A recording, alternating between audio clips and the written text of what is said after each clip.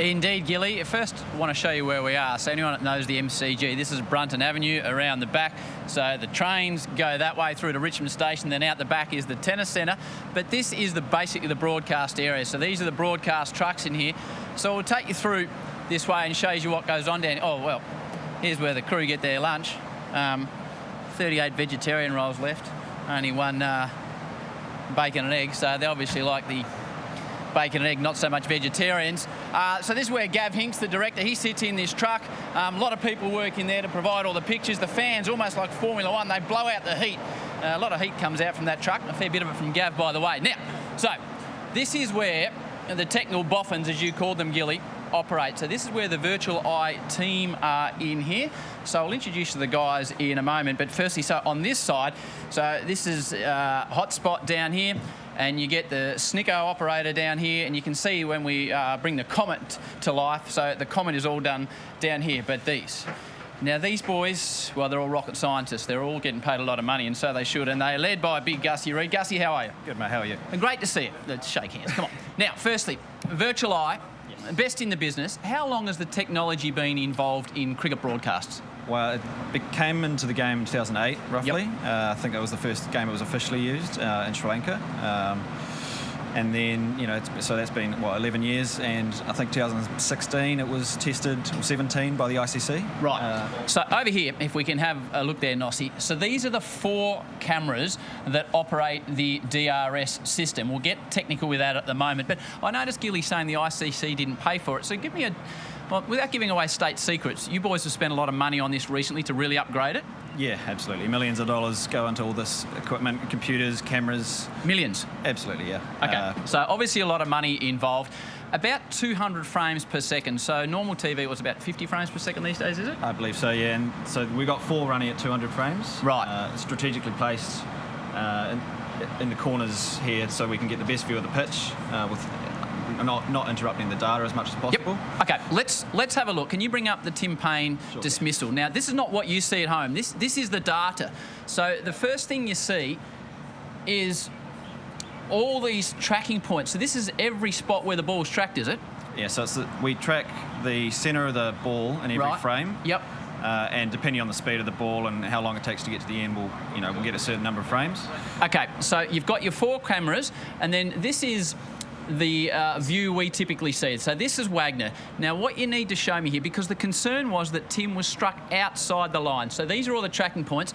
So, and you can just, if we just zero in on here a bit, as we see the tracking, so that's the stump. So that is the outside of the off stump. So you show me where the ball's hitting there. So the purple line here, just on the left of the centre of the ball, is the outside of off stump. Right. And the centre of the ball is just inside of it. So it's millimetres. You know, if it was millimetres the other way, it would have stayed umpire's call and he would have been... So how do you guys decide? Is it a human decision as to where the ball actually makes contact with the pad, which is obviously the vital bit of information at play here, Gussie? So we know that from these angles, from our 4 tracking camera angles, which are running at 200 frames. Yep.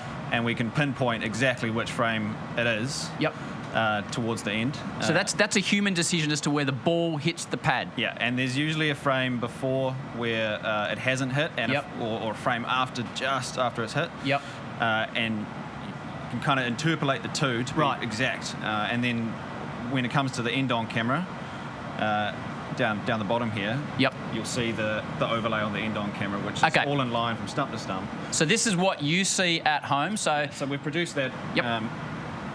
With the raw image. And then this is the graphical representation of what you see. So Tim Payne struck, as you saw, probably half a small amount in line with the stump. So Payne is gone. Obviously, the other big decision, the talking point with Tim yesterday, was the dismissal of Ross Taylor. Have we got a moment? Can we just pull up Ross Taylor? Now, that was an issue with height. We heard Ross talk about the fact that he'd had a similar situation in the World Cup final, which he didn't review.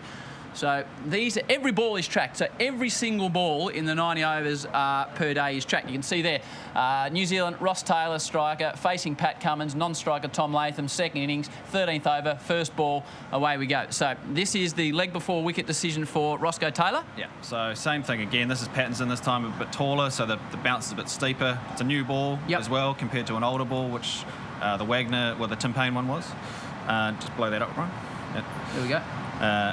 And then same thing. So the centre of the ball, every frame, all the way along, bounce point, impact point. We're checking that it all lines up and that our frame is set correctly.